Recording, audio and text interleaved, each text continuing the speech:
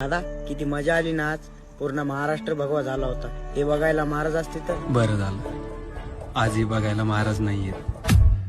किती थाटात जयंती साजरी करतो ना आपण. रॅली काढतो, डीजे लावतो, डीजे समोर नाचतो, धिंगाणा करतो, जल्लोष करतो, दारू पितो, गाडीवर झेंडा, झेंड्यावर महाराजाची प्रतिमा आणि ती गाडी महाराजाच्या स्मारकासमोर कमी, गर्लफ्रेंडच्या घरासमोरून जास्त फिरवतो. 19 फेब्रुवारीला गळ्यात असणारा भगवा रुमाल, अरे डोलाने फडकणारा भगवा झेंडा दुसऱ्या दिवशी रोडवर पडलेला दिसतो. अरे अख्ख्या महाराष्ट्राच्या बापाची जयंती होती आणि आपण गाणे कोणते लावतो? बाई वाड्यावर या.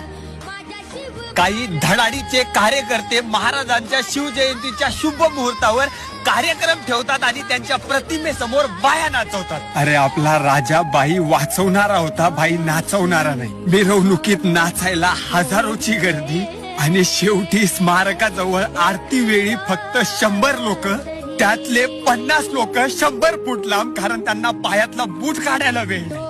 लाजा वाटल्या पाहिजे. आज महाराज असते ना, अशा दिखाव्या करणाऱ्या लोकांचे आधी मुंडके छाटले असते. कित्येक जणाला हातपाय तोडून चौरंग बनवलं असतं, कित्येक जणाला हत्तीच्या पायी दिला असतं, कित्येक जणाला रायगडावरचा तो टकमक चोक दाखवला असता.